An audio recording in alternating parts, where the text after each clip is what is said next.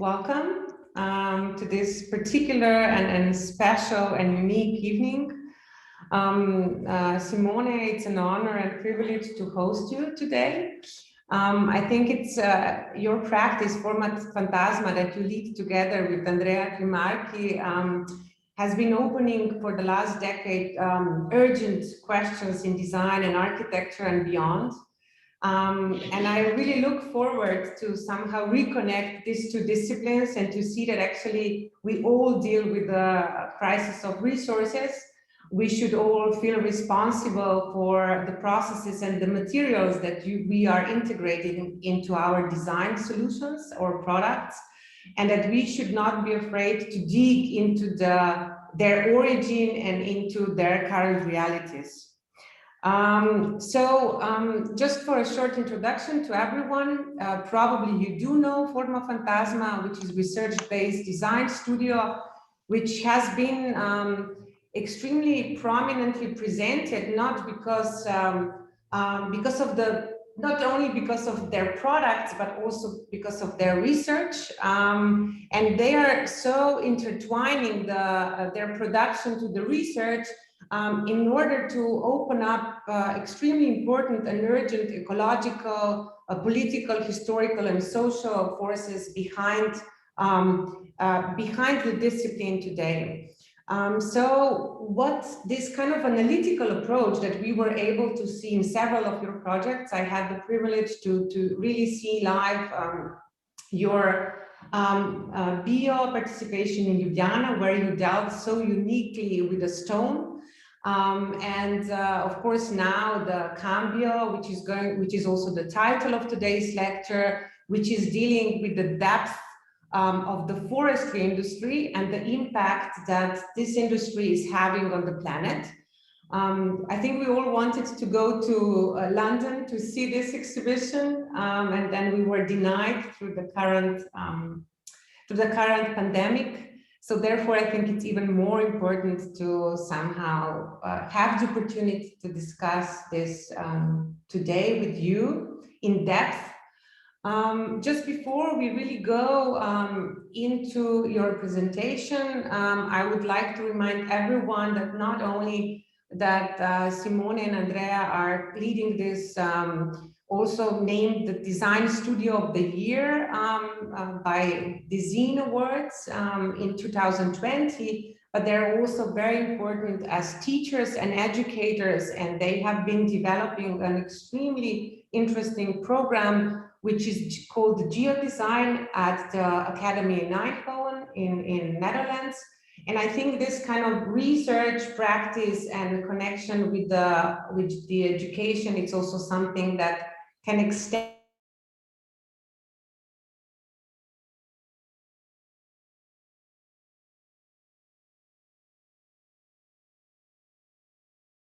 as a lecturer in the aftermath of the Earth Day.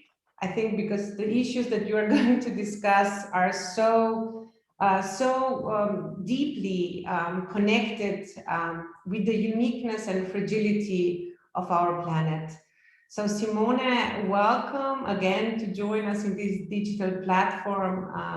And yeah, please enlighten us. Thank you for the introduction and for inviting us to introduce our work. I think you extensively explained already a bit our background. Maybe what I can add before starting to dig into the project or the research we initiated with Cambio, maybe what we can say is that we established our studio more or less 10 years ago. And in this time, we started looking.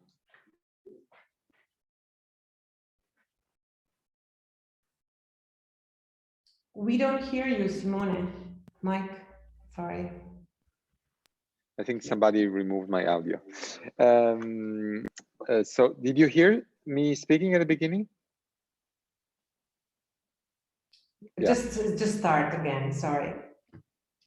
Okay, so I was just saying, thank you for the introduction, for inviting me. What we wanted to say before going in the presentation is that as a practice, we developed over the course of more than 10 years by now, and that many of the preoccupations that we have nowadays are connected to deeply to the discipline of design. And some of the questions we raise with our work and some of the answers that we also try to find with our work are a consequence not only of our interests, but also of dealing with the discipline of design itself that is at the same time transformative for the better, for the life of citizens, and hopefully in the future also for the environment, but that over the years has been also complicit in ecological destruction and sometimes even into social instabilities via the supporting of an infrastructure of material extraction and refinement and distribution that inevitably we are here to question. And we decided to do so tonight with talking about and with the exhibition Cambio and the research that we initiated that has been commissioned by Serpentine Galleries in London. So I want to go back a few slides because I think it is important to frame the work within the commission that we received from Serpentine in London, which is a museum based in Hyde Park. When we spoke with the creative artistic director of Serpentine, Anzori Kobrist, he explained us how Serpentine and him are not interested in doing design exhibitions about products, but they are interested in explaining or displaying ways of thinking of designers, a way of operating, and to think beyond the product, which for us was really an interesting commission, because often, you know, we, I would say too often, especially in the exhibition space, we focus exclusively to the narratives that we can construct through the use of objects, but as designers, we can go beyond that.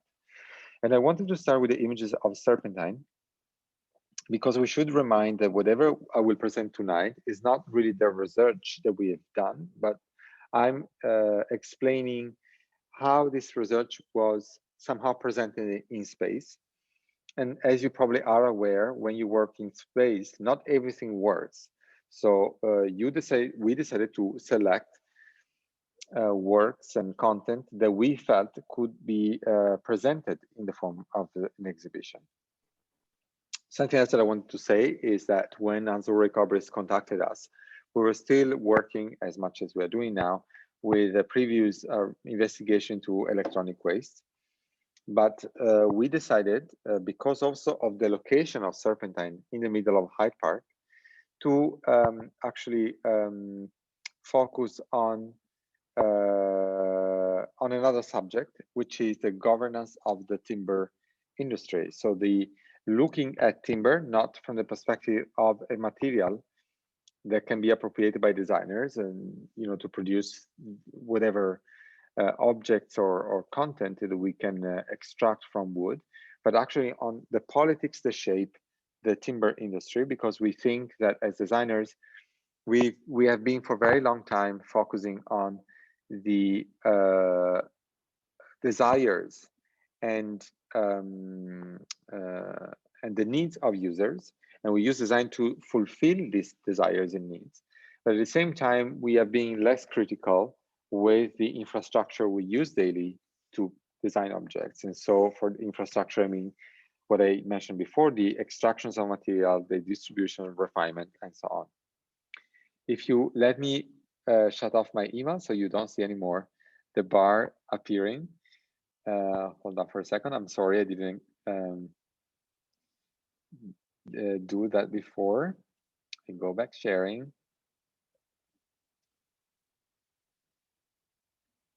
Sorry. Yes, I'm back here. So I was saying, we thought it was interesting to focus on the timber industry for several different reasons. Of course, also for a personal interest, but also because Serpentine Galleries is located in the middle of Hyde Park. So it's a park surrounded by trees, and we thought, why don't we make these trees the center stage of the exhibition somehow? But also for another reason, very close by to Serpentine Galleries is where in 1851 the Great Exhibition took place.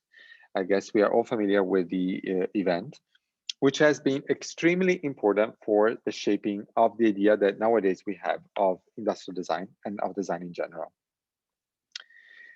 But as you also know, the Great Exhibition was also displayed within a Crystal Palace. And the architecture of Paxton has been extremely an important architecture because it was made of glass and steel. But what we thought was interesting about the architecture is not only sort of the achievement on the technical level of the architecture, but actually that for the first time, a architectural typology, the one of the greenhouse, was here used not anymore to protect the survival of species, in this case, trees and plants, but for the exhibition of the achievement of industrial production. And in a way, we see Cambio as the chance to take those trees again as a subject, and not anymore as decorative items as they were used in the Crystal Palace. But as I mentioned before, this was an exhibition that also extremely had a huge impact in the discipline of design and in several ways. You have also to know, maybe you're already aware of this, that the artistic director of the Great Exhibition was also asked to be in charge of rethinking the artistic school of the kingdom after the success of the Great Exhibition, and to translate them in design education, basically. And within the Crystal Palace, they weren't only exhibited, beautiful furnitures or objects or whatever, or industrial means of production, but also materials that were imported from outside Europe, from colonies, obviously not only colonies of the kingdom, but all the countries that participated.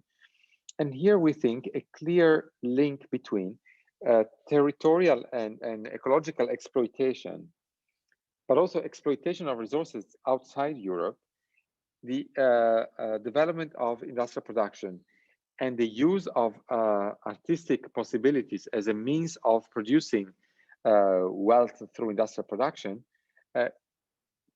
came together. Not probably for the first time, but definitely in an extremely effective and I would say almost iconic way.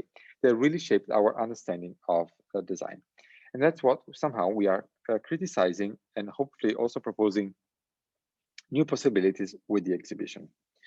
So the opening of the exhibition, we wanted to have this tree trunk in a bowl, as it is often, or it was at least done, presented when a tree is cut to become a half-finished material. So the roots are removed, the bark is removed, the branches are removed, and you can still read the living creature, the tree, in it, but at the same time you see the product, the planks. And that's what we wanted to have at the beginning, because we thought it was a good opening moment where we can, as visitors or participants of the exhibition, to still see the ambiguity between the living element and the product. You also have to know that when the bark is removed, a few cellular thick layer is removed. And this layer is called cambia layer, or cambium in Latin and cambio in Italian. And we decided to name the exhibition as Cambio because in Italian, cambio means change, but also because the cambia layer, the cambium, is responsible to collect information from the environment that surrounds the tree, and the tree elaborates these informations and adapts to these informations. So the cambia layer, for instance, is a layer that has been responsible to help trees and plants to adapt to climate changes. And for instance, when certain plants, many centuries ago and millennia ago, they felt threatened by climate changes, what they have done is to develop an armor to protect themselves. And this armor is basically wood. Not all plants produce wood. Some plants that were somehow threatened, they produce this layer. And this is the reason why we decided to call the exhibition Cambio, because of course, the background of the exhibition is an ecological concern. And it is also an invitation to think about in which way we as humans can think about not only production, but lives on the planet in cohabitation with other living creatures. On top of the tree trunk, we also had this opening film that is basically a small documentary about an ecological disaster that happened a few years ago in northern Italy, and not only northern Italy, where a very disruptive storm destroyed 14 million trees in the course of a few hours. And at the same time, this documentary, was shot or presented together with another film, where you see the process of extracting a core ring from a tree that has been felled by that storm. And with the help of a dendroclimatologist, which is a scientific profession that looks and understands how the climate is changing through the study of tree rings, we showed how in the course of the life of this singular tree, the temperature has changed dramatically in the Alps in Central Europe, basically. So we wanted to have this opening where the climate concern is completely addressed, or at least clearly visible and understandable. Because we also thought it is interesting that trees are somehow providing solutions to climate problems, absorbing CO2, but they also provide information to understand how the climate is changing. This for us was an effective starting point.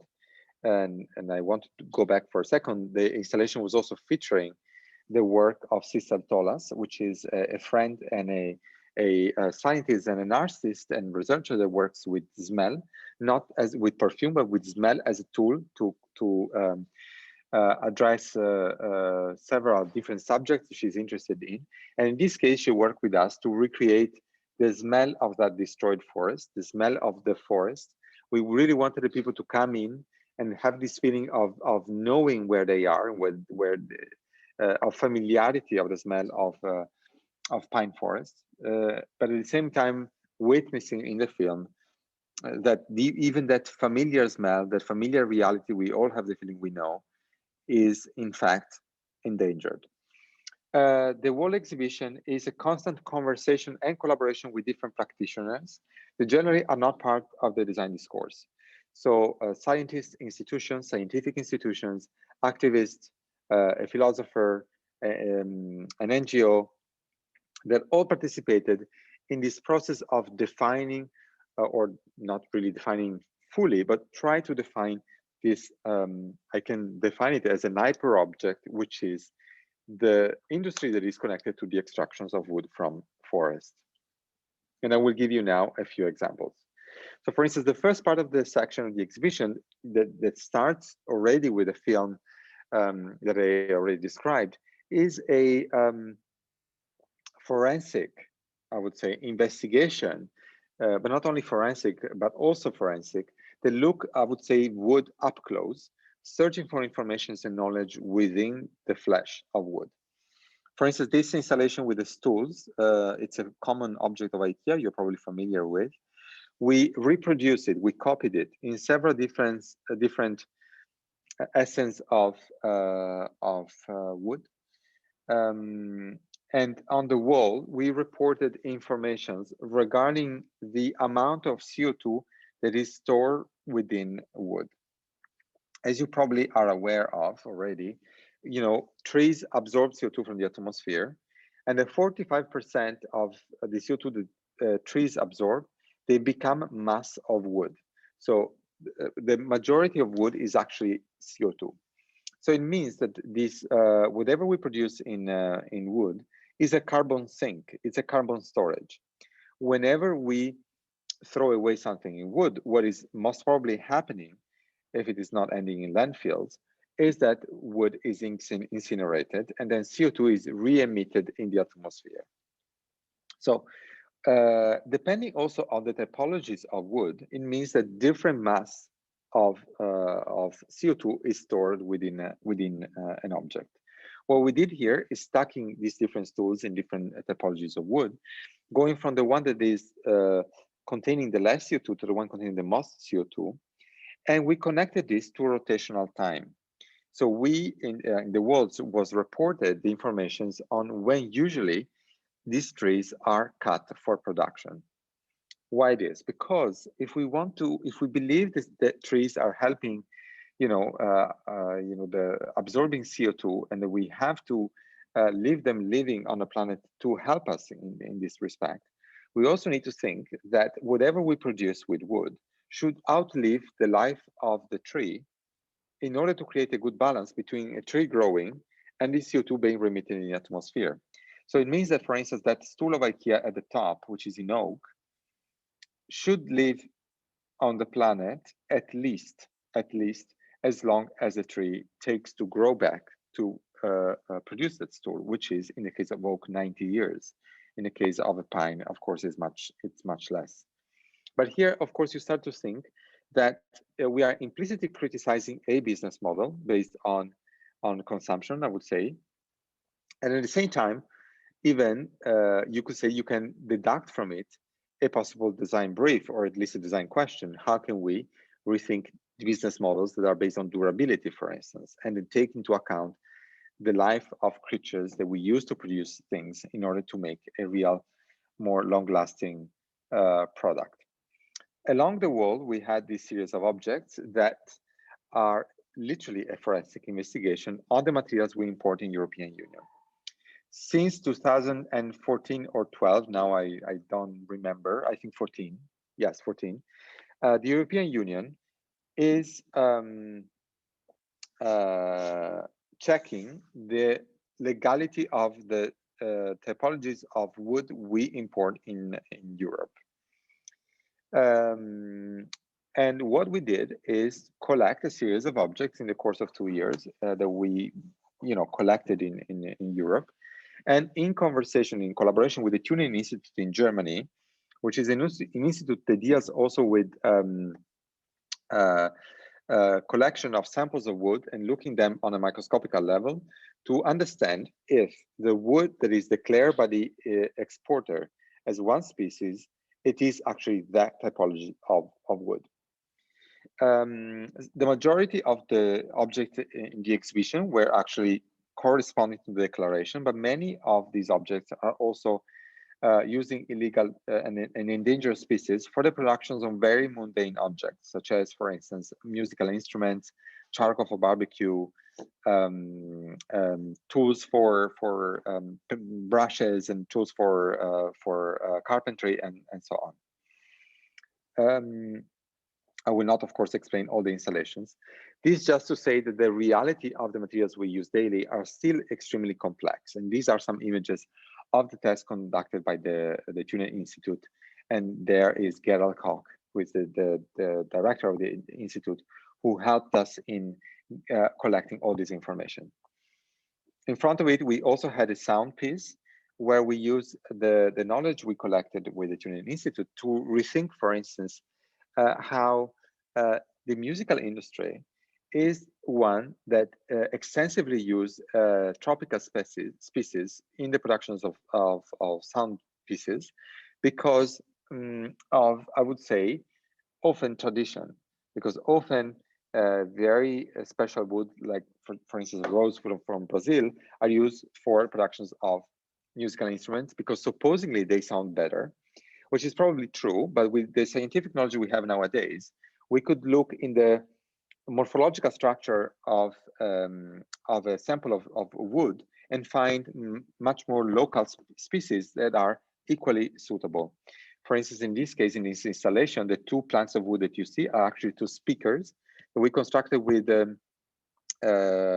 somebody that builds musical instruments in northern Italy, actually in the same valley you saw before. And the speakers are actually vibrating. So it's wood that actually emits sound.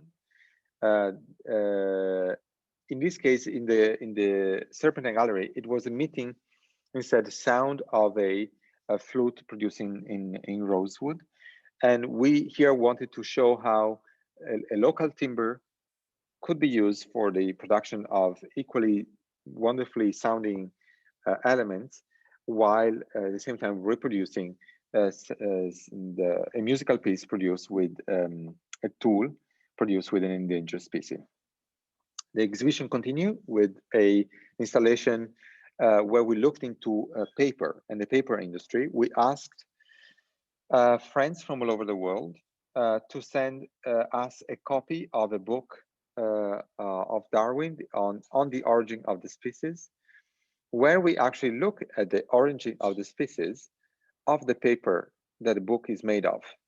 So in this case, we, for instance, did a very simple analysis to find out, for instance, maybe the obvious, that a book produced in Brazil was produced with eucalyptus and pine from Norway, which basically means that specimens that are obviously not original from Brazil. Actually, eucalyptus is growing in Australia and New Zealand, is now substituting the ecosystem of the Amazon in favor of the productions of paper. These are some images of the Avexilarium, and it connects to the other part of the exhibition, because here is where we also wanted to address the historical implication of colonialism. And we featured here, and we go back to what I said at the beginning of the exhibition, samples of wood from the Great Exhibition of the 51 and the Twin Exhibition of the 62.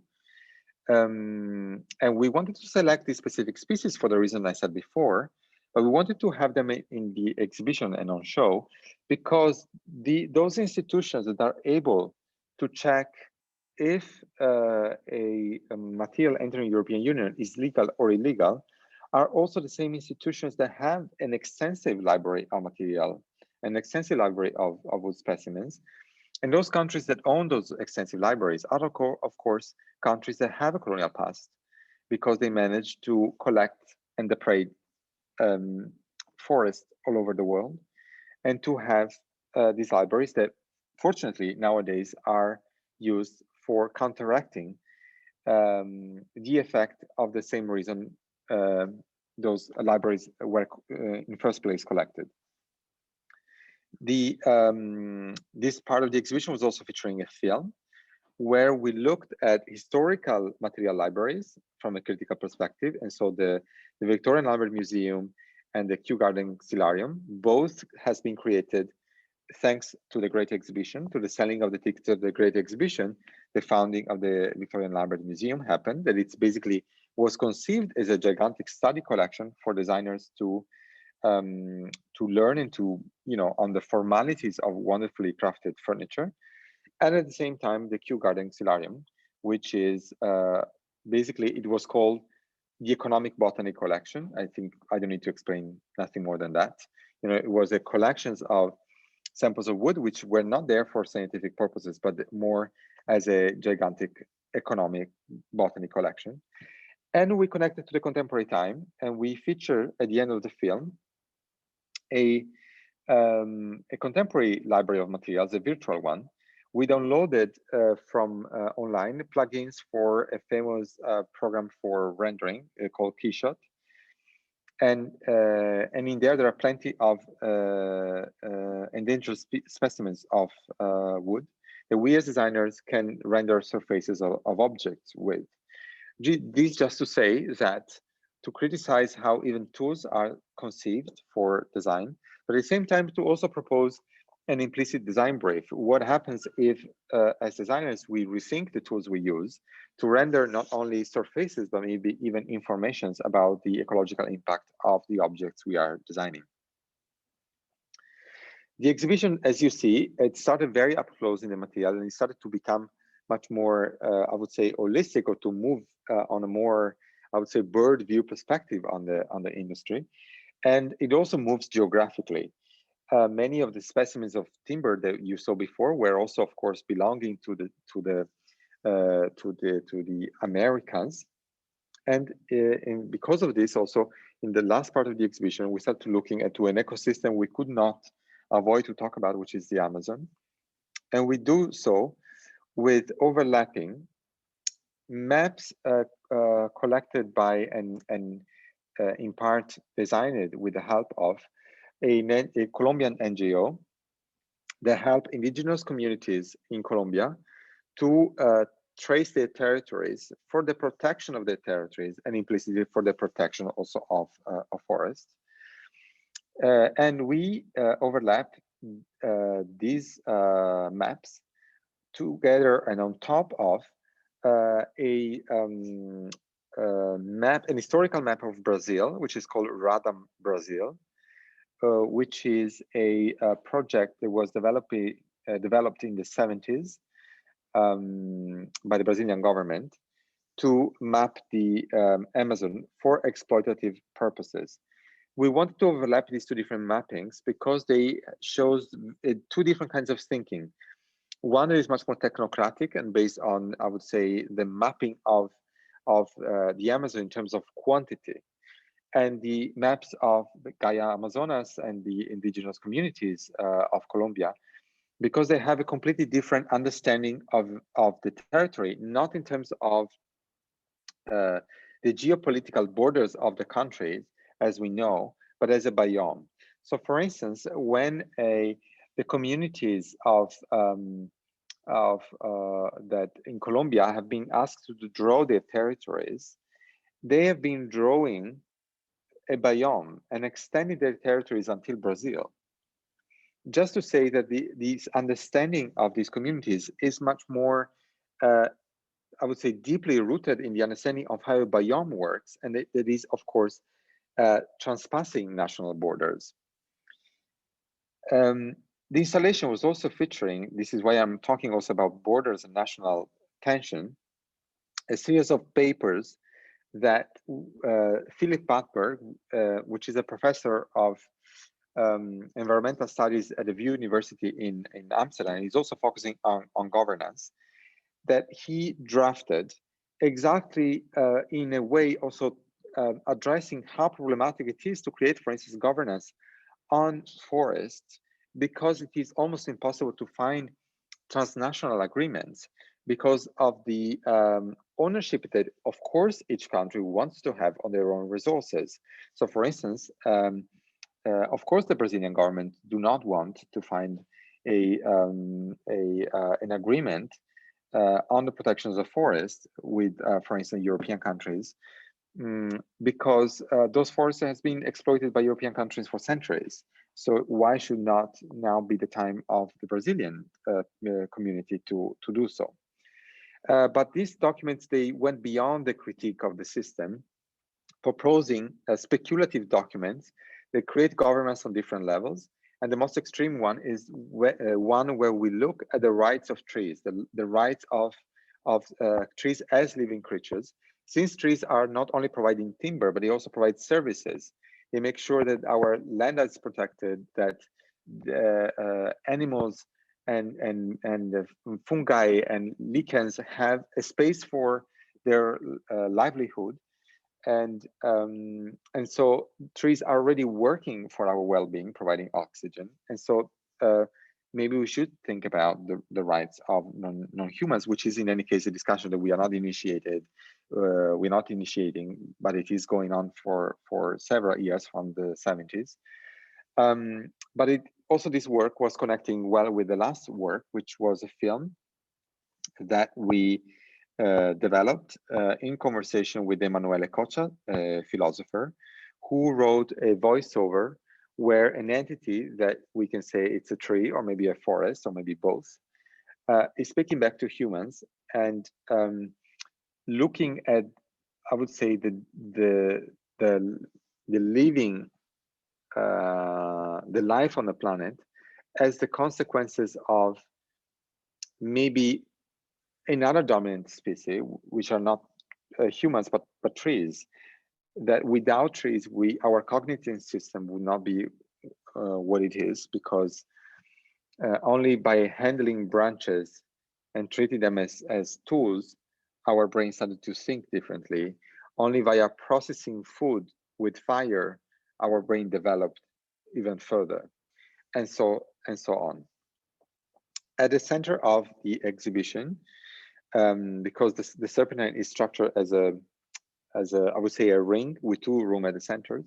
We developed 2 different films where we use the technique of green screen, and we use this technique for very specific reasons. Where we looked in one film the complex relationship of the human life in relation to trees, looking from when plants emerged from primordial waters that created the atmosphere on the planet, till the contemporary ecological movements, and everything in between. And the other is a film looking much more specifically at the certification schemes that are at the moment in place. And this film was developed in conversation with Vanessa Richardson. She is an activist of the London Investigation Agency based in London that is also consulting European Union to create policies regarding forestry and timber. I came at the end of the presentation. I'm sure that I gave you a lot of information, probably some also confusing, but I hope that now through the debate, I can maybe possibly help you to understand more the work we developed. Thank you. Thank you, Simone, so much for this really in-depth presentation of an exhibition, which is very hard to do, but it enabled us, even though we were not there, we were able to read the book, to read the crucial texts, but I think it was great to see how certain historical, let's say, moments which defined the evolution were for you the moments in which you needed to reflect on, especially I'm referring to the great exhibition backwards. I think it's also impressive to see finally that also of course, if they have a smart directors, the museums are challenging the design from different perspectives. No, I think that's it's great to know, and of course it's obvious in the case of that particular invitation. Before I pose my questions, I would like to ask Jakob and other participants in Zoom, but also via YouTube, to pose some questions to somehow continue in depth with the potential and traps of using or reusing trees in architecture and design, and what is the possible future in that regard. Simone, thank you very much for the presentation. I've been following the work since it's it's been released just about a year ago, I think. So it's been really nice to have this input somewhat in person as well. I wanted to ask a question maybe directly about, you touched upon these indigenous communities in the Amazon and their, so to speak, holistic perspective and ways of understanding, nuanced understanding of the biomes and the ecosystems going across borders, even ways of creating these maps and creating, I think somewhere in the book it wrote that they even have their own language, how to describe these things. So it's like super specific, right? So I'm wondering, since this is at least in the design world in the last years, it's kind of a very dominant, in a way also a trend to talk about what we can learn from the indigenous communities about how to coexist within nature. And I'm wondering your thoughts now, having done the research and having gotten perhaps a year's worth of reflections on the exhibition. How do you see this could be applied to the sort of westernized context or societies that we're in? Thank you for the question. First of all, I want to say that we felt it was a responsibility for us to feature in the exhibition a perspective on ecology from the people that has been doing ecology since forever, and now those communities that has very often never been considered part of the conversation. I want to say that the most advanced constitutions in the world regarding the protection of the environment are South American constitutions. And I want to say that specifically Bolivian indigenous communities marched for days in the 90s, if I remember well, to make sure that in the constitution their rights were there, and an ecological discourse about the protections of the land is now part of the constitution, which is not necessarily a solution, but I would say that not us, but they are already providing answers, and transforming real needs, real ecological needs in legislation and part of governance. So I want to say that we did not want to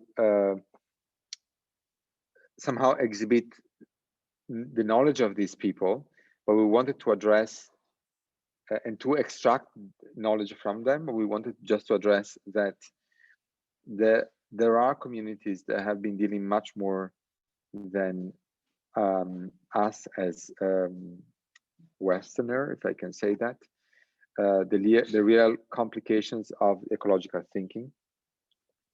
And installation, despite not proposing directly transformative actions, it is in any case linking their reality to governance, which is what we think we can learn from them. You know, the idea of looking at an ecosystem from a biological perspective as a biome is a way of looking at things. And it is the only way forward. What I think ecology, the real ecological thinking is pushing us to realize is that we need to think about ecology together as a planet, as different cultures, as different communities, which is a huge challenge because it requires us to think beyond the geopolitics that we constructed so carefully for centuries.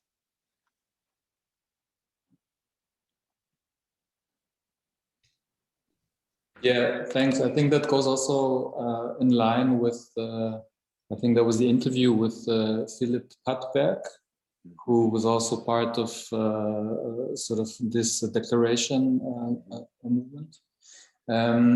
Because he outlined at the end of the interview kind of three ways forward how wood or the timber industry could be thought of. So it's this governmental sort of top-down, obviously management of it and understanding of all the things that you now presented in this presentation, so to speak. Then a set of agreements and initiatives. But I think mostly, and perhaps I would say even most importantly, and that's where design is perhaps super important as a role player, a set of bottom-up initiatives from citizens or us as, even if we understand ourselves as kind of small players, but multiple small players with multiple different perspectives pitching into the conversation and creating change. Right? Yes, absolutely. I think what was clear from the conversation with Philip Patberg was that indeed the best of the options is creating a combination of different kinds of governance, that some should be top down, but sometimes they do not happen. So there was an attempt to create governance, transnational governance about forestry, but it never happened because of the tensions between the different countries, understandable tensions also.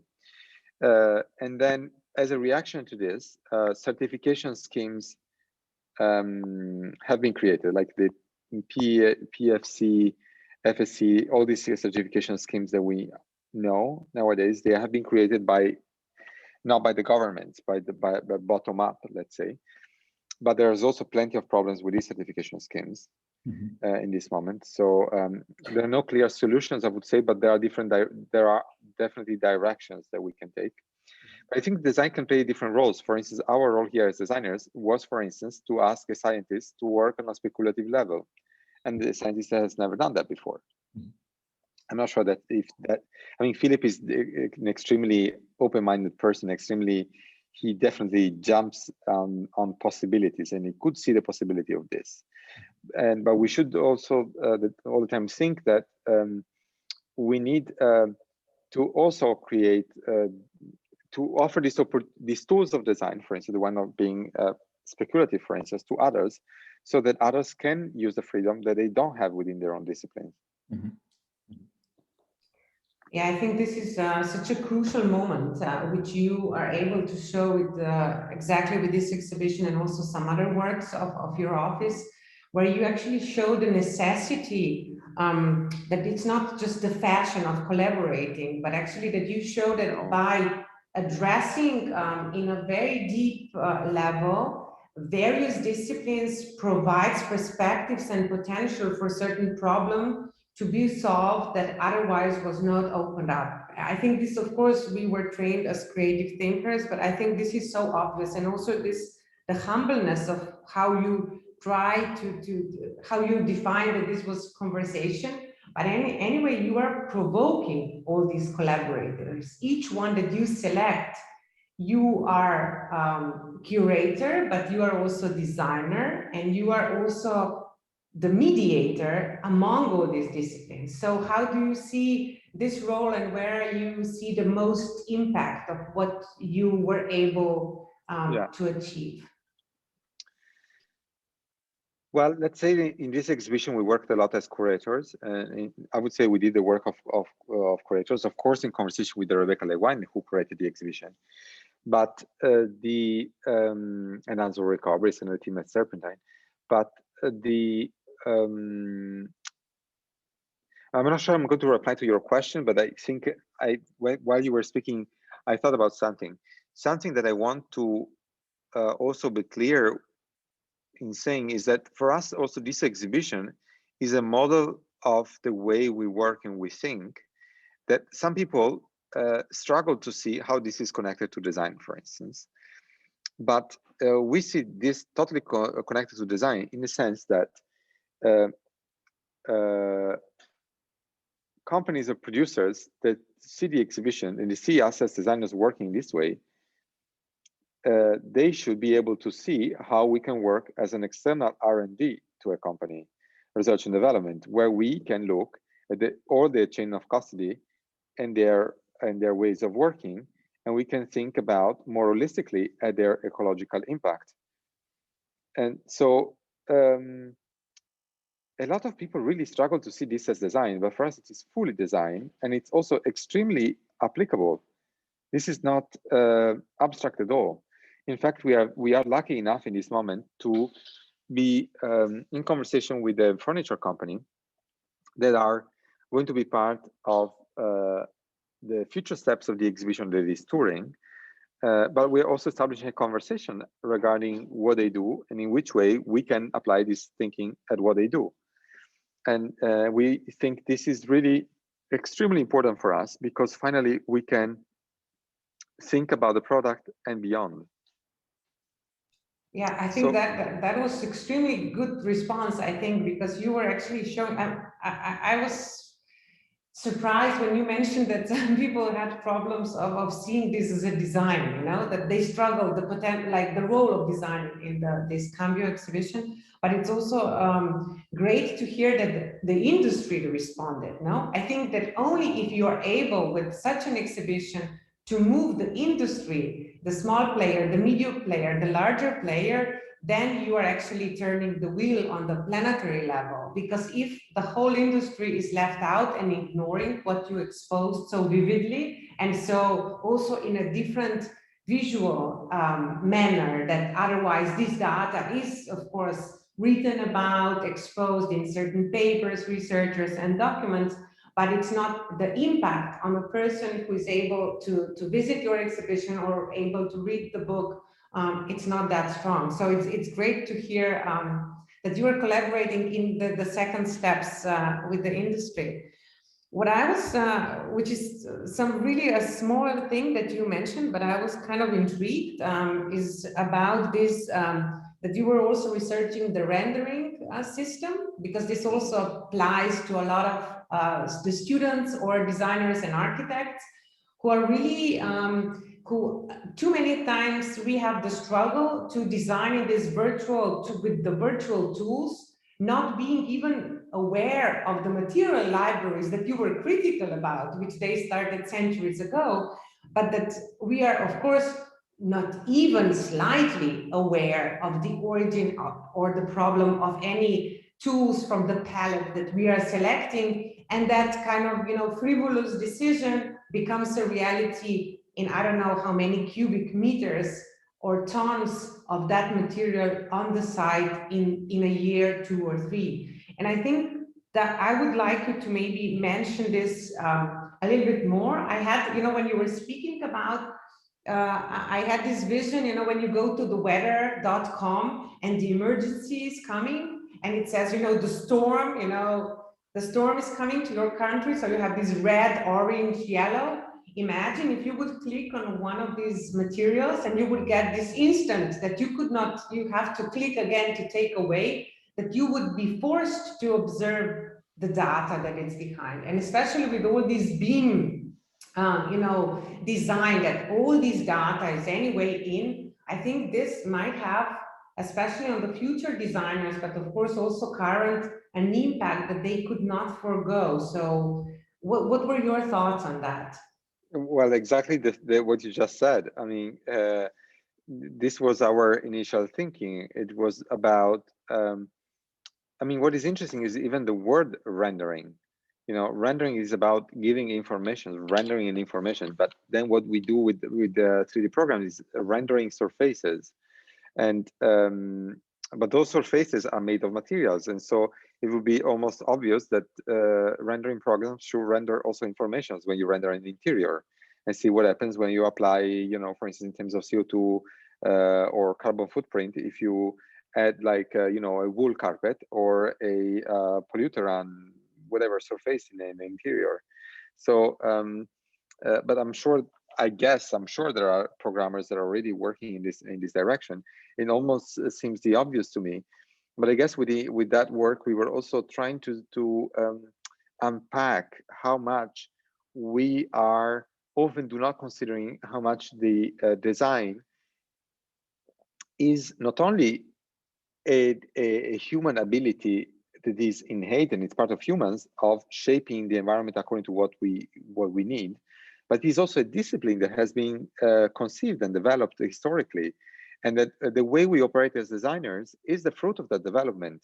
And via unpacking this, we can better understand also and critically look at you know, the cliche, I would say, that we are working within, and maybe discard this cliche, or at least trying to unpack them. Yeah, or to challenge them. I think that your ability to challenge the discipline, the design disciplines, as in such depth, I hope it has an impact on many designers and also journalists and promises of potential future. Do we have some questions, Jakob, from the students? Someone would like to speak up, or someone wrote something in the chat? What's the next step? Yes, I would open it up to the students if there are any questions right now. I think you, maybe Valentina. I just saw your name. Yeah. Hi. Yeah, wait, I just have my camera. I always cover my camera actually when I'm not using the computer. Hi. Hi. Such a nice presentation. I already knew the exhibition. We talked a lot with Jakob about it, and also with Tina. And yeah, and it's also super nice to see when also I'm Italian too, as you might guess from the name. It's nice to see when some connationals also do something so amazing. I think it was super nice what you were talking about the forest. Especially this forensic approach. We are developing our project in a very archaeological way. And I think it's super nice that we might actually also get a bit into this kind of forensic aspect of analyzing, a bit of a detective kind of feeling approach. I think it's super nice. Investigative design. No, thank you. Since you are Italian and we are at it, I just want to say that the exhibition from mid-May will probably, most probably, open in Tuscany, in a museum at Pecci Museum, which is an art museum. And then later we'll travel to Switzerland and possibly to other countries after it. So, and that we are reprinting and re-expanding the catalog. Awesome, awesome. When is it again? Mid-May in Tuscany, in Prato, and then November in Switzerland. And the catalog should be ready by mid-May with an addition of 2 interviews and 2 texts related to an expansion of the research in Tuscany, and the other 2 chapters are related instead an expansion of the research in Finland, to forestry in Finland, and with Artec, the furniture company. Yeah. Awesome. Great to hear that.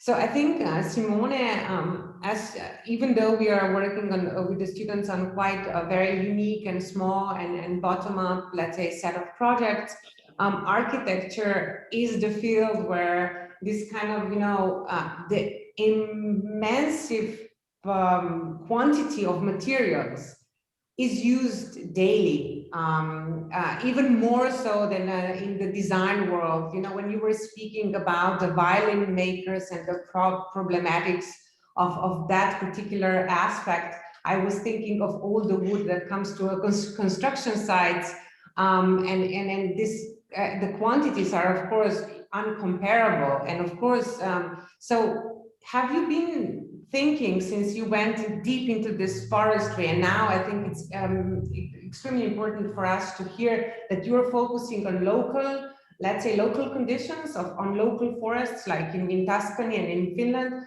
Have you been thinking what this kind of understanding that you are presenting, this potential for cohabitation and really deep understanding of not only electronic waste, which is another thing that we would just maybe shortly mention, but the wood, the forestry in the construction industry. Yeah. So I would like your position on that. Well, first of all, I just want to say that, of course, wood is extremely now investigated in architecture as a much more sustainable material compared to concrete or to other materials for architecture. So I think there's a lot of potential there. I think the biggest problem is that there is a lot of wood that is used as scaffolding, as material to, or not only scaffolding, but for construction. And there's a lot of material that goes into architecture. And the problem, I think, for architecture, because it would be ideal to apply wood in architecture if only architectures would last longer than 20, 40 years. I think in this problem, we are seeing disposable architecture, which is fully insane in the name of flexibility, but I actually think it's in the name of gentrification. So to allow building to be, rebuilt constantly. So I think that's a huge problem. I think planned obsolescence, which connect architecture and electronic waste extremely seamlessly, is a huge problem. Nevertheless, I think what is interesting about wood and architecture is there is plenty that is investigated in this moment. Plenty also of still wrong applications of wood, but there is a huge potential there. I think wood should be used more in architecture, but also we need to look better where to use wood and how to use wood. But of course, I'm not an expert in this field. Something that I want to mention that is somehow related to architecture, which is connected to the expansion of the exhibition in Tuscany, is that something we looked into is how the majority of the most interesting and most important Renaissance architecture in Florence has been built thanks to one specific typology of tree, which is I don't know how to say it in English. Abete bianco. It's white fir, I think. White White spruce, I think. White spruce, thank you. And interestingly, the white spruce was not originally from Tuscany, but then it was reintroduced by monks in a specific part of Tuscany. And the whole expansion of the city was connected to the expansion of cultivation of spruce in valleys in Tuscany. And nowadays there is a museum which is called Silva Museum, which is not it's not a museum in a building, but it's a museum of trees, white spruce that are planted in a valley in Tuscany. And they are there for several reasons, but one of the reasons why they are planted there, it's because we left living there for centuries, long enough that in case one of these historical buildings in Florence would be damaged or go on a fire, there will be a reconstruction with the same size of trees that are in this moment not existing anymore. So it's a sort of an interesting museum because it's a museum for restoration and for several other reasons. I just mentioned this for the sake of the connection to architecture. But it is also interesting to see how also the way we look at the ecosystem is complex, because we could argue that those white spruce, they were plantations, and they are plantations, and that we could say, well, the plantations are definitely not good for the ecosystem, and I think they are not good for the ecosystem. But then we can also look at the landscape as not only as a natural environment, but also as an artifact. And so if we collect in museum artifacts because they talk about our own history, what do we do with the landscape? The landscape is equally an artifact. So do we look that in the name of conservation and then we conserve landscape because it's part of human construction and we do care about our own past? Or do we care about conservation of the environment and we should rewild the environment? I have my own opinion, and I think there are places where the environment is so much fruit of an anthropic intervention that probably we should still intervene in it, and we should still keep on intervening in it, but we just need to develop new ways of looking at it, which goes beyond, for instance, the case of forestry, of thinking about rotational times of trees according to what we need for economy. Because let's remember that the word sustainability, which is a word we don't want to use anymore, was developed in Germany, I think, in relation to creating rotational times in the cutting of trees to allow constant renewal, also for economic expansion. But we know the ecology has nothing to do with that. So sustainability is essentially, even historically, rooted in the guaranteeing of constant possibility of exploitation of the environment. But we know that ecology is something more than that. So this is so important that you mentioned that, because that's a crucial understanding that we all need to have about the traps of the sustainability and also the traps of this kind of greenwashing and, you know, the branding of something which is not really ecological. Maybe it's a time for me to share a story. I don't know if you are familiar with the fact that there is a whole, I think you are probably, that the whole region in Slovenia, karst region, where you had, where you excavated the stone from, actually became almost like a desert because of building of Venice, because of cutting down all the oak trees for basically the pilotis of Venice. And of course, now the oak is just more, it's slowly rewildering out after five centuries. It's coming back, but of course there are other, so I think for me, it was also really, really important to somehow start to understand these huge urban moments in the history of architecture together with, of course, botanical history of certain regions, because when we were kids, we just knew this is, you know, the region of stone, and no one knew why that happened. And I think by your speaking, it's so important, and of course, how to cultivate certain trees somewhere else. So yeah. Well, I didn't know this connection to Slovenia, but definitely we looked into the history of the Republic of Venice connected to forestry in Italy, and how even there was a lot of tension, and the expansion of forestry in the northern east of Italy was definitely affected and shaped by the expansion of the Republic of Venice, that otherwise would not exist without, of course, trees. Yeah.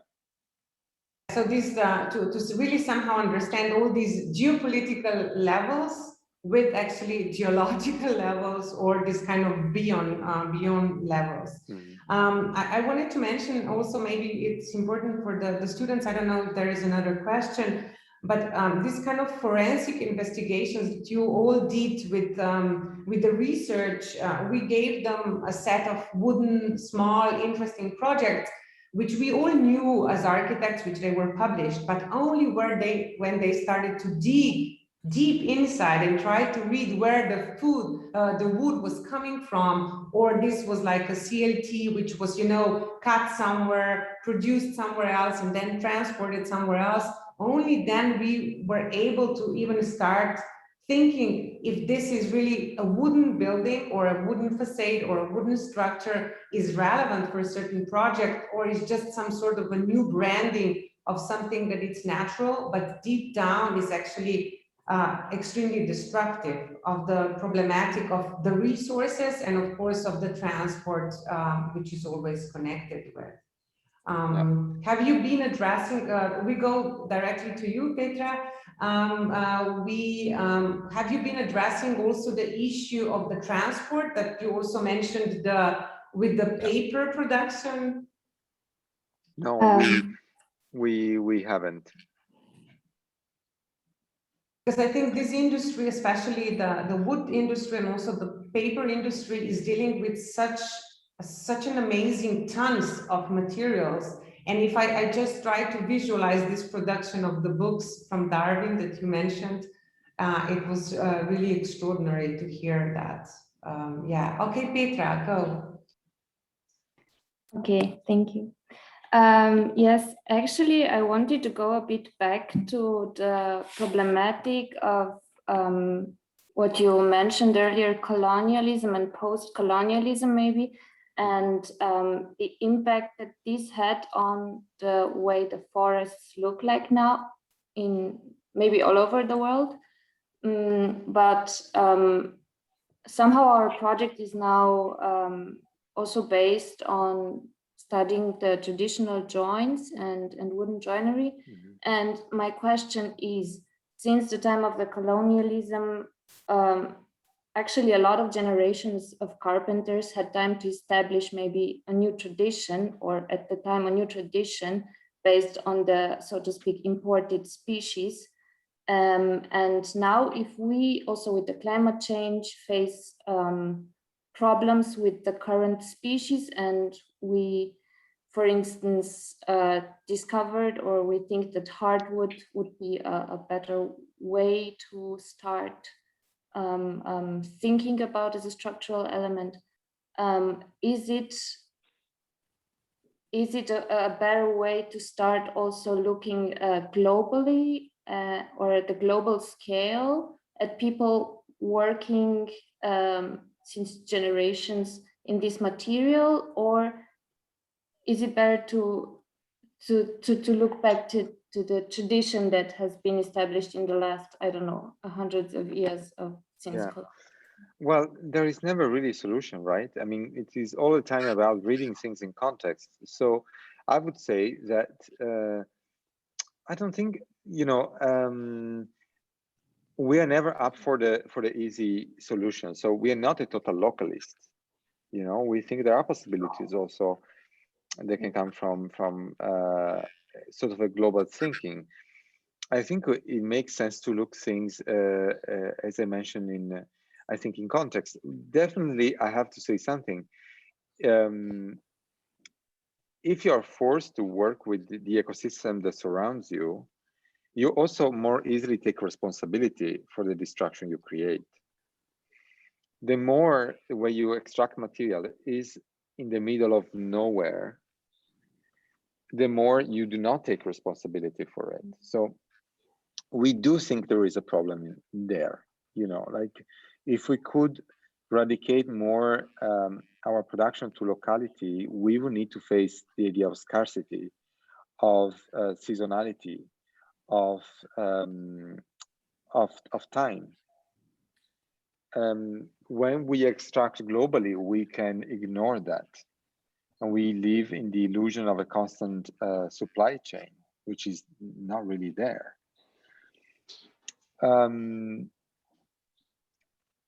On a sustainable or ecological, or in terms of impact, at least in terms of footprint, you know, it might be worse to maybe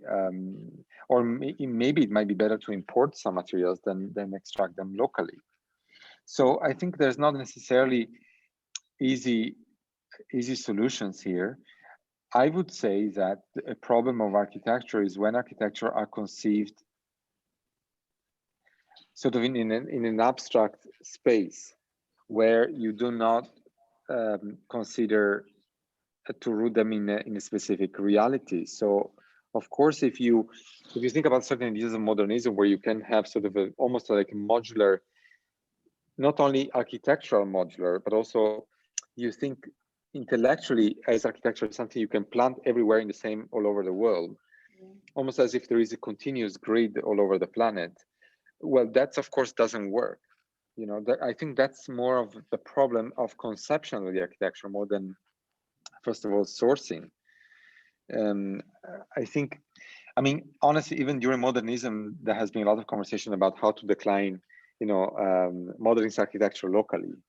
There has been already conversation going on. So I think there's plenty also of information already in the past, more recent past and past, I would say, that we can source from. But again, I think most of the problem with architecture and design and production essentially comes from the way of the economical paradigm we work within. So, you know, I don't want to expand too much, but I think that is the real problem. The more we can think about tailored architecture to the here and now, the more we can provide interesting solutions. Mm-hmm. So the best way is basically to see the state which we are in, no matter the causes, this is what we get, and the smartest, the most. Yeah, and in context, for whom, where, how, you know, I mean, it's quite banal, honestly, you know, it's not that we have to reinvent the wheel, it's just that we need to look better at that wheel. And I had also one more question, and it was about these certifications, the issues of certificate.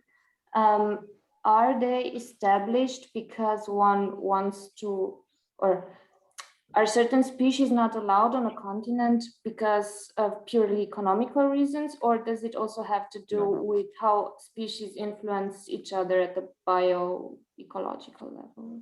Okay, so essentially, so since ages, there are documents that regulate that certain species are agreed. There is it's called CITES. It's a document that it's like globally agreed. There are certain species that are endangered, and we cannot use those species. And the CITES is divided in species that are fully like endangered, and so they cannot be used. Other species, they are legal in certain parts of the world and not in others, because for instance, oak tree, for us, it's a very common tree. In other parts of the world, certain specific oak trees from the family of oak trees, now I don't know the scientific terms, but they are, you know, endangered in other parts of the world, so they are protected. But that's sort of a global agreement. Then European Union decided to look more carefully at the importations of wood.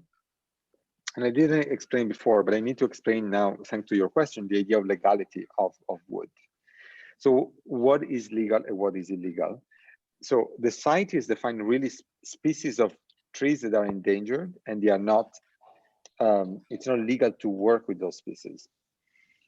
Then the European Union is asking, and I think it is a pretty smart system or sophisticated system, is asking the exporting country to decide what is legal or illegal for them to export. So it's not necessarily sustainable. It's not even really ecologically suitable, but it's a sort of a post-colonial strategy to ask the countries to say, we cannot impose on you what is legal or illegal, but you need to define yourself. So if there are countries that export wood, they have a vague legal structure. European Union, thanks to the support also of several practitioners, and also what I mentioned before, the London Investigation Agency, they can come back to them and say, like, listen, your legal structure is a bit too vague. You need to define more what is, ecologically suitable for you. So, even here, there's a bit of a power structure going on, but still, we think it is good that this is there. So the European Union can go back and say, like, you need to define better what is legal or illegal.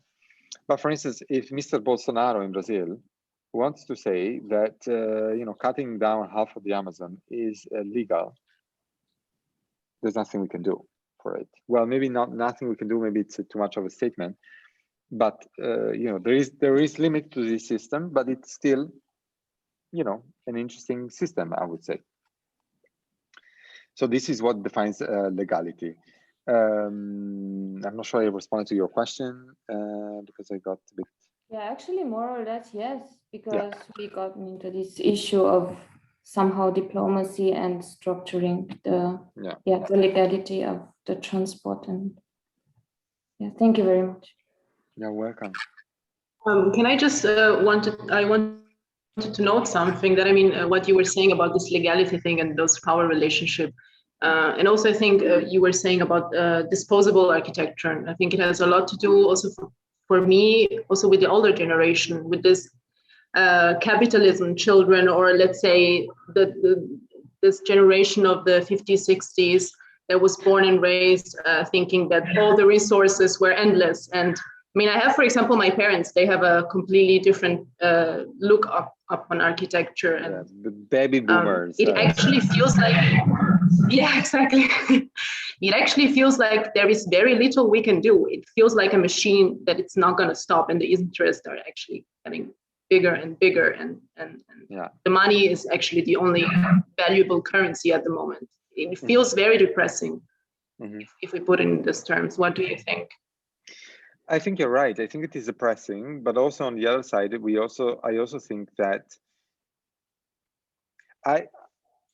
we see ourselves as part of a weak generation, me and Andrea. That's also why we are interested in teaching, because we think that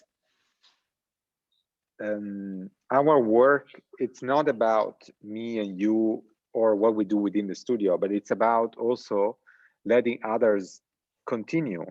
And the problem here is we are in a hurry. So we are confident that there will be generations, like you're already younger than us. And I think you are probably much more aware, courageous, and engaged than how we have been raised up, honestly. And I totally love the comfort that has been given me by the wealth that we have been accumulated in Europe and the Western world. I love beautiful objects. I love wonderful clothing. And I don't feel guilty about that. I'm just preoccupied that we cannot continue in that way. So I still feel that we are in in-between generation, that we can do things in a better way. But I also, confidence is given me by looking back in history. Those same baby boomers that they failed completely, they were the one that put together 68. They fought for feminism, and we should not give it for granted that those people are also the one that initiated a sexual revolution that allowed women to gain rights, and the LGBT community to start to come out from the closet. So we can feel overpowered, or we can feel empowered by the problems that we have in front of us. And that generation, they felt empowered by the horror things they saw in the world. So we just need to decide. Either we feel threatened and we feel like, okay, there's nothing to do, we can give up, or we feel empowered by the horror we see around. And I think the second is much a better choice. That's it. I completely agree. Yeah, true. I have a question, if that's okay. Continue, Baran, and then we go to the questions from YouTube, and then we will try to wrap up so it's not too long. Okay. Continue, and then maybe Ela, and then YouTube, and then okay. So the last summer we made a project addressing the spontaneous trees that are growing in the urban context, and so the trees that are unplanted, that are growing from the cracks, etc. And when talking to people, or even sometimes artists and designers, first reaction was often like, but they are harming our infrastructure, or they are bad for our comfort. And we were kind of trying to foster the coexistence, like you said, and seeing them as users of our spaces, or of the whole space, and not just an object. And what are your thoughts on this phenomena? It's wonderful you have been dealing with that. Great, to continue with it. You can turn it into a full practice. I think that there are architects that are working. I mean, if I think about, maybe not necessarily to all the built architectures, but I think Stefano Boeri, for instance, is looking a lot into these subjects. And there are, there are possibilities in there. I think it is a wonderful idea to think about the city as a place of cohabitation with other creatures. I think we need it. Of course, we also need to be careful where we build our cities. And if we deforest forests and we build cities there, we know that possibly, viruses can come out of, this wilderness that we go and, intersecting with. But I think the only things I think is that for sure, plants and other creatures, they disrupt our environment. And the only things we can do is start thinking, as you said, differently, and think about these creatures as users. Maybe after a while we will decide, well, we are ready to give up to our comfort to a certain degree, or maybe these plants can, if we really work with them, they can find places in the environment and in the city that can allow them to live, and they even help us, our well-being. So maybe in this respect, maybe I'm taking this, I'm giving you a suggestion to look into a book, not really to help you in this direction, but to help where we come from, which is X-ray architecture. You probably are familiar with the book, which looks at how much the architecture of the 20th century has actually been affected by tuberculosis, and this idea of removing ourselves from the land, from the earth, and from what we call nature, because we felt that it was unsafe. So there are reasons why we live in the urban space we live in, and I think we are ready to deconstruct that and to think it differently. And I think you are in the path with the subject you talked about to do that. So brilliant, I think. Who cares if people think like they are disrupting our urban environment? For sure they're disrupting our urban environment, and thank God they're doing so. They should keep on doing that. Okay. Yeah, the society cares, but but there is no society. There are only, parts. Indeed. It's always just members, and it's up to you to somehow progress on that. It's really an interesting project, and we'll let you know, Simone, on the depth of it.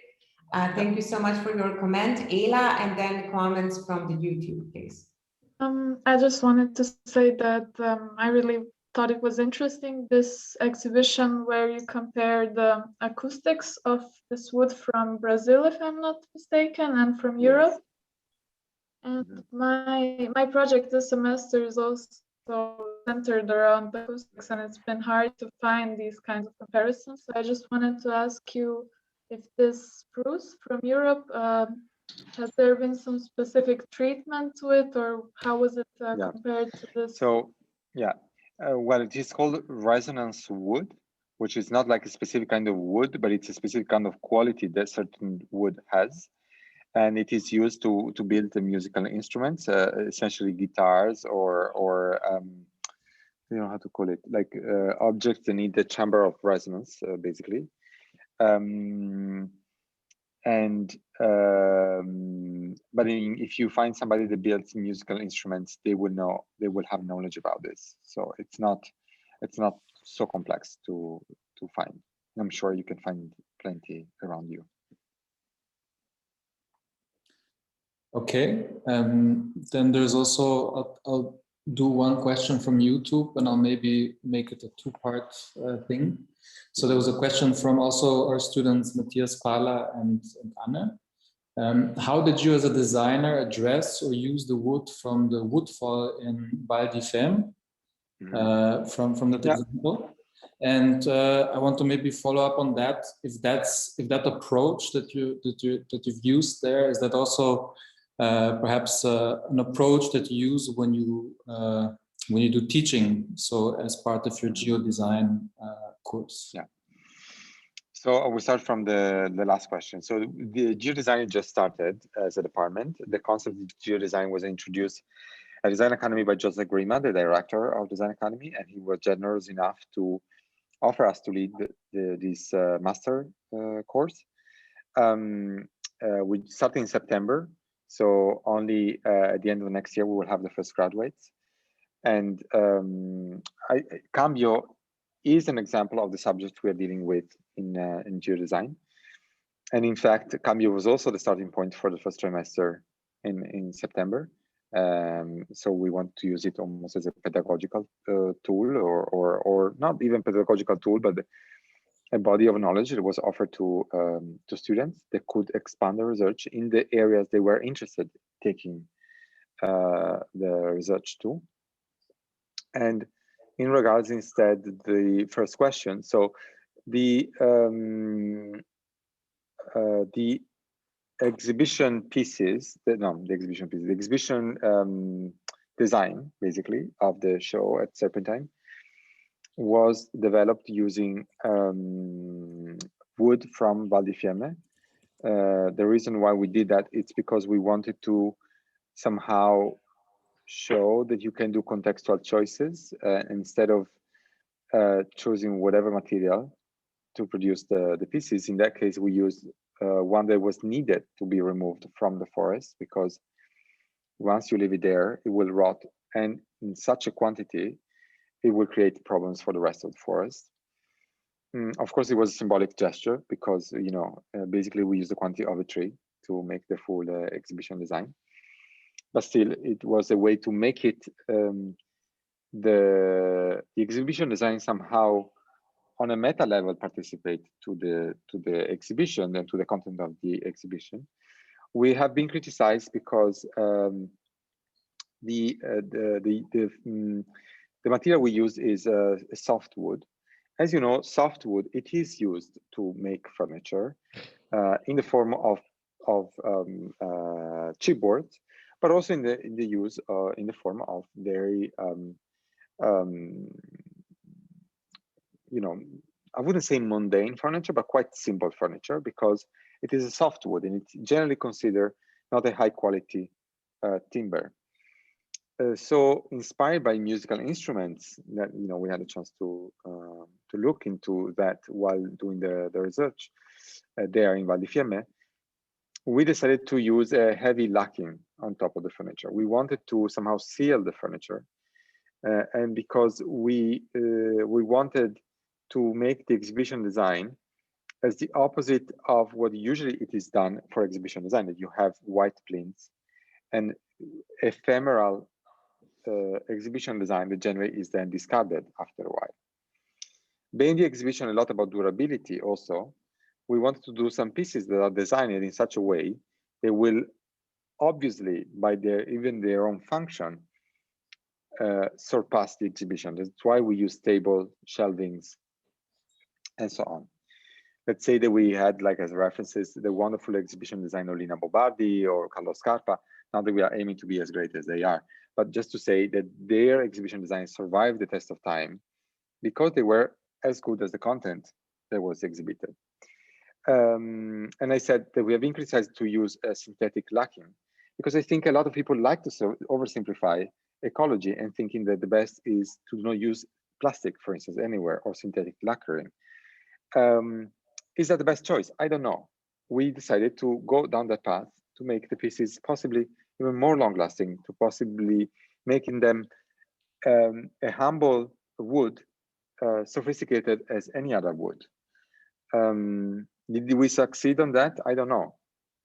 That's the choice we made. I think we really appreciate your honesty in this conversation and the presentation of such an important topic as the forestry and the wood. We were hoping, of course, since we were having you, to also address the problem of electronic waste, but I think we should open up that for another lecture, another discussion. And I think maybe what is really important to conclude today's event is that what is interesting is that you address the waste with similar passion as the natural resource. And I think everything of what we should be as designers or architects, being aware of that and somehow take on the responsibilities in the early stages of each of our designs to really think about the concrete materials, resources, the processes in which we extract them, or if we are able to address the waste industry, which is another important factor for the future of anything that we are creating or designing, if we anyway need those new buildings or those new products.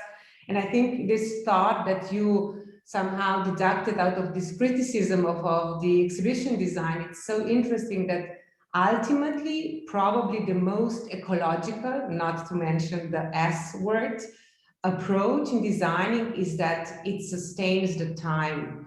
And if we are creating objects that are going to be around for longer and they're going not to be stored somewhere, but really used and in a different ways, or buildings, that's the ultimate ecological aspect that we can address. So absolutely, absolutely. So repairability, for instance, is a subject.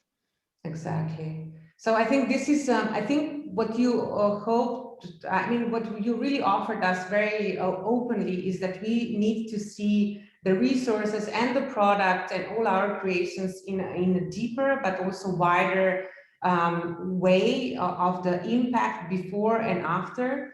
And yeah, hopefully with this thought, we will address all the future creative questions or critical thinking with even deeper understanding of the potential of the wood. Simone, thank you so much. Thank you for having me. You have been extremely kind and engaged. I really appreciate this. We will probably invite you for some other topic, and we really look forward for your thoughts. So have a great evening and great weekend. Thanks to everyone who was part of it, who posed the questions, and whose mind is going to be changed after this event. All best. Thank you so much. Bye, everyone. Thank you very much. Bye. Thank you for listening. Thank you.